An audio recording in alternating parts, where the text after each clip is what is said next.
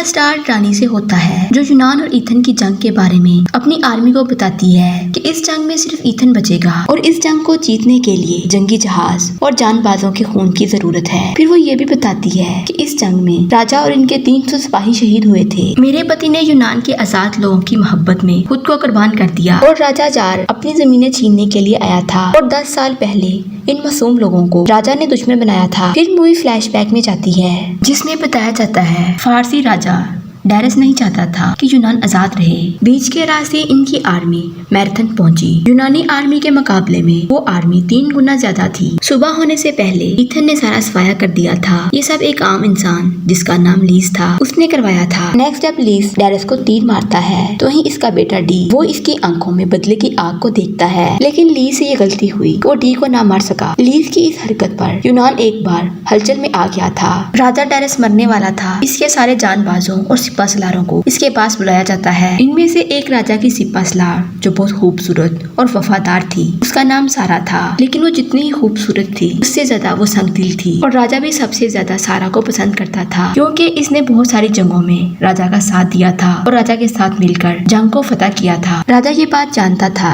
इसमें सिपा सलार बनने वाली काबिलियत है, जबकि इसके बेटे डी में ये काबिलियत नहीं है। राजा डायरस मरने से पहले अपने बेटे डी से कहता है, तुम यूनान के लोगों को इनके हाल पर छोड़ दोगे। तभी सारा इसकी बॉडी में लगा हुआ तीर निकाल देती है और राजा मर जाता है। राजा के मरने के बाद डी 7 दिन सोग में रहा और 8वें दिन सारा ने इसके कान में यूनान के खिलाफ जहर भर दिया और कहा कि तुम बनोगे एक देवदास। नेक्स्ट डे पुराने सहरा में आता है और वो भटकता हुआ एक केव में पहुंचता है। वो मरे हुए और खोखले लोगों के बीच से गुजरकर एक पूल में डूब जाता है, जो इंसान से शैतानी ताकतों का पूल होता है। जब वो इस पूल से बाहर निकलता है तो पहले जैसा नहीं रहता, वो एक शैतान का रूप धार लेता है।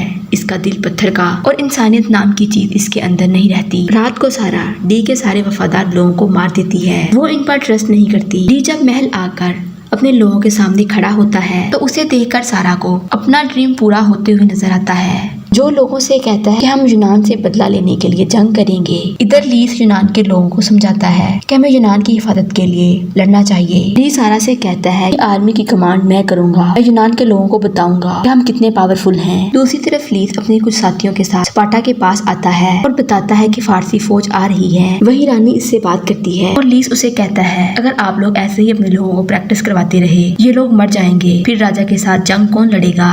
सारा एक यूनानी कैदी से बात करती है। वो इसकी फौज से कहता है कि तुम्हारी सिपा सलार एक यूनानी लेडी है, तुम फारसी मर्द होकर एक यूनानी लेडी का ऑर्डर कैसे मान सकते हो। ये बात सुनकर इसे गुस्सा आता है। वो इस कैदी को नाइफ से मार देती है और इसका सर तन से जुदा कर देती है और इसके सर को किस करके दूर फेंक देती है। फिर वो अपनी आर्मी को बताती है कि चंद घंटों बाद यूनान का खात्मा हो जाएगा। वहीं इसकी आर्मी में एक आदमी यूनान का होता है। सारा को इस पर शक होने लगता है, लेकिन वो इसके एक सिपाही को मारकर समंदर में कूद जाता है। इसकी आर्मी उस आदमी पर तीर बरसाती है। वहीं तूफान भी आने वाला था। फिर ये आकर लीस को बताता है कि सारा बदले की आग में जल रही है। लीस इन्हें सारा की स्टोरी बताता है। सुना है कि सारा की फैमिली को इसके सामने सिपाहियों ने मारा था और सारा ये खड़े देख रही होती है। फिर एक सिपाही इसे भी मारता है। एक फारसी आदमी इसे अपने पास रख लेता है। इस दिन सारा ने कसम खाई थी कि यूनान तब आएगी जब वो यूनान को खत्म कर देगी। फारस के उस आदमी ने इसे जंग की सारी तालीम दी और इसे एक आला किस्म का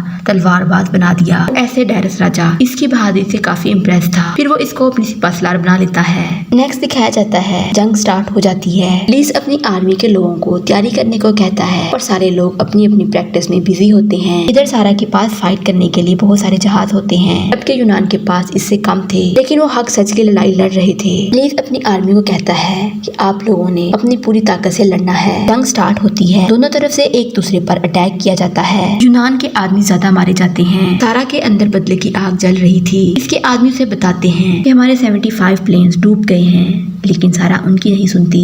इधर सारा को ये भी पता चलता है ये यूनान का वही कमांडर है जिसने राजा पर अटैक किया था। इसकी आर्मी इसे समझाती है कि हमारा बहुत नुकसान हो रहा है, आप अपनी जिद छोड़ दें, लेकिन ये सिर्फ अपना बदला ले रही थी। इसे अपनी आर्मी या अपने लोगों की परवाह नहीं होती। इधर लीस के आदमी जंगी जहाज को अपने हाथों से चलाते हैं, जिसकी वजह से इनके हाथ काफी जख्मी होते हैं, लेकिन फिर भी वो हिम्मत नहीं हारते। हर तरफ हफरा तफरी होती है। लीस और इसकी आर्मी सारा के लोगों पर अटैक करके उन्हें मार देते हैं। फिर लीस सारा से मिलता है। वो इसे कहती है कि तुमने ही राजा को मारा था। इस पर लीस उसे कहता है मैं यूनान की हिफाजत के लिए कुछ भी कर सकता हूँ। इस पर सारा उसे कहती है कि मैं यूनान की शिकस्त देखना चाहती हूँ और इसके लिए मैं कुछ भी कर सकती हूँ।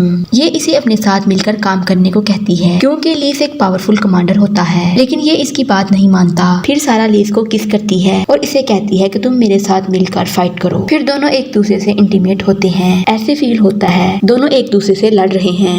नेक्स्ट जंग होती है। सारा के लोग लीस के तमाम लोगों को मार देते हैं। वहाँ बहुत सारे ब्लास्ट होते हैं और साथ में बहुत सारी डेड बॉडीज पड़ी होती हैं और समुंदर खून से भर जाता है। लीस बैठ के देख रहा था और वो अपने लोगों के मर जाने पर सैड था। नेक्स्ट दिखाया जाता है एक आदमी लीस के पास आता है और कहता है वो यूनान को जला के मार देंगे। लीस उसी आदमी से कहता है कि तुम जाके डी से कहो कि हम आ रहे हैं। वो आदमी आके डी को बताता है कि यूनान दोबारा अटैक करने के लिए आ रहे हैं। सारा ये बात सुनकर कहती है कि हमें इन पर अटैक करना चाहिए। लीस अब बड़े बड़े जंगी जहाज लेकर जंग करने के लिए दोबारा आता है। सामने से सारा भी अपनी आर्मी के साथ आती है। दोनों साइड से फाइट शुरू हो जाती है। फिर लीस और सारा एक दूसरे के साथ लड़ते हैं और दोनों एक दूसरे पर तलवार रखते हैं। सारा इसे कहती है कि तुम अपने हथियार डाल दो और मेरी बात मान लो, लेकिन लीस कहता है मैं गुलामी करने से बेहतर मरना पसंद करूंगा और मुझे सिर्फ आजादी से जीना है। तुम सिर्फ अपने बदले की आग में जल रही हो और अपने लोगों को जला रही हो। रानी भी अपनी आर्मी के साथ जंग में पहुंच जाती है और सारा शहर एक हो जाता है और सारा अकेले रह जाती है। इधर लीस इसे भागने को कहता है। वो इसे ये भी कहता है कि मैं एक औरत को मारना नहीं चाहता, लेकिन सारा इसकी एक नहीं सुनती और इस पर अटैक करने लगती है। ऐसे फील होता है कि सारा बदले की आग में अंधी हो चुकी थी। तो वहीं लीस अपनी तलवार से इसे मार देता है। ऐसे सारा अपने बदले की आग में जलकर खुद ही मारी जाती है और साथ में अपनी आर्मी को भी मरवा देती है और जीत यूनान की होती है जो आजादी और हक के लिए लड़ रहे थे। यूं मूवी का एंड हो जाता है। वीडियो अच्छी लगे चैनल को लाइक शेयर और सब्सक्राइब जरूर करें।